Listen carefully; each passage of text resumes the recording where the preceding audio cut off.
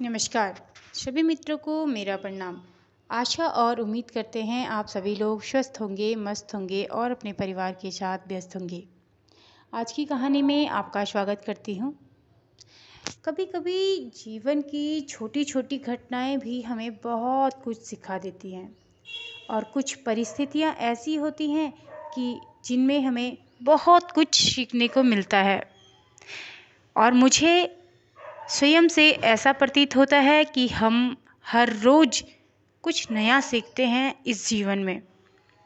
और हर एक इंसान को हर रोज़ कुछ नया सीखना चाहिए, क्योंकि 365 दिन होते हैं एक साल में, और 365 दिन में हम अगर हर रोज़ कुछ नया सीखेंगे तो 365 बातें हम सीख पाएंगे, 365 चीज़ें हम सीख पाएंगे, और ये हमारे जीवन के लिए बहुत अच्छा होगा। और मुझे ऐसा लगता है कि हर एक ठोकर, हर एक क्या कहते हैं, प्रॉब्लम, परेशानी हमें कुछ ना कुछ सिखाती है। आगे बढ़ने की कुछ ना कुछ नई तरंगे हमारे अंदर डालती है और हमें बहुत कुछ सीखने को मिलता है हर एक प्रॉब्लम से, हर एक परेशानी से। तो चलिए आज की कहानी की ओर रुख करते हैं। एक बार की बात है, महात्मा बुद्ध अपने शिष्यों के साथ एक शहर की तरफ चले गए। शहर से कुछ ही दूर पर एक गांव था।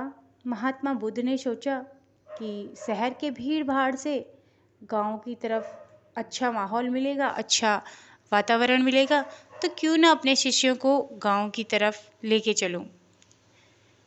सभी शिष्य और महात्मा बुद्ध गांव की ओर चले गए।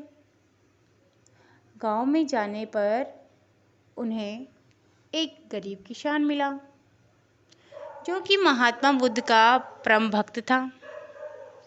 अब महात्मा बुद्ध उसी के घर के सामने एक वृक्ष के नीचे बैठने और विश्राम करने का प्रयत्न कर रहे थे। और वह निर्धन किसान, जब उन्होंने महात्मा बुद्ध को देखा तो उन्होंने कहा तुरंत ही कि कृपया आप हमारे घर पर पधारें और वहाँ पर आराम करें। महात्मा बुद्ध ने कहा कि हम सभी लोग बहुत सारे हैं, क्योंकि मैं भी हूँ और मेरे बाकी शिष्य हैं। तो महात्मा बुद्ध की ये बात सुनकर गरीब किसान कहने लगा, कोई बात नहीं। तभी किसान ने महात्मा बुद्ध और बाकी सभी की व्यवस्था करी और अपने घर पे लेके चले गए। उसके पश्चात उस गरीब किसान ने एक दीपक महात्मा बुद्ध के हाथ में दिया और महात्मा बुद्ध को ये काफ़ी अच्छा लगा। महात्मा बुद्ध के शिष्य भी काफ़ी प्रसन्न हुए। वह दीपक बहुत ही सुंदर था और महात्मा बुद्ध से किसान ने कहा, मैं बहुत परेशान हूँ महंत जी। महाराज, मेरा जो खेती था वो सारा जल चुका है और मेरा जो भविष्य है वो उसी पर टिका था, खेती पर ही। अब मैं क्या करूं? मैं बहुत चिंतित हूँ। आप आज यहाँ आए तो आप मेरी चिंता का जो निवारण है वो कर सकते हैं।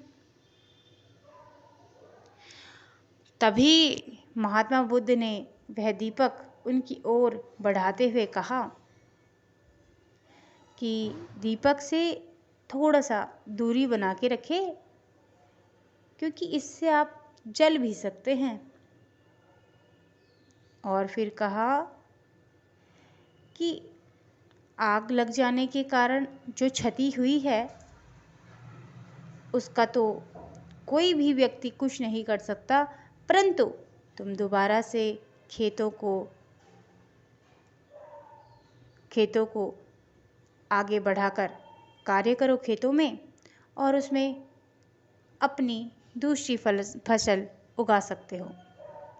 जब आप दूसरी फसल उगाओगे तो देखना कुछ ही दिनों में आपके खेतों में हरी भरी हरियाली होगी।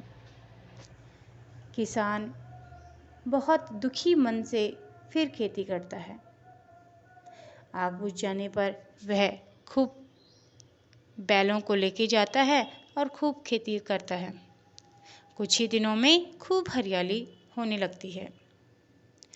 शिष्य यह समझ नहीं पाए थे, तो शिष्यों ने प्रश्न पूछा कि ऐसा क्या हुआ महाराज जी कि आपने उस व्यक्ति को ऐसे कहा कि आप आग से जल जाओगे, और फिर दूसरी तरफ आपने उन्हें कहा कि खेतों में काम करो।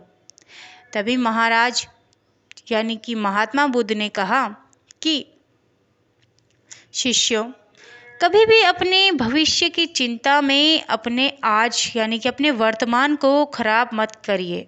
अपने वर्तमान को खराब करोगे तो आपके भविष्य के लिए सही नहीं होगा,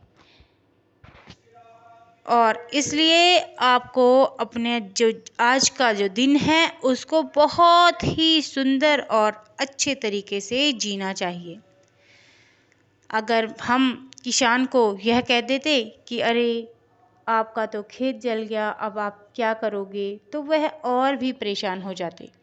इसलिए उस वक्त हमने उसे यह कहा कि अगर आप आग में हाथ डालोगे तो आप जलोगे। वो खेतों के बुझाने का प्रयास करते तो वह जल जाते, और अगर उसने वह खेतों की आग खत्म होने के पश्चात खेती करी, और आज देखो उसके खेत क्या हरे भरे और लहलहा रहे हैं।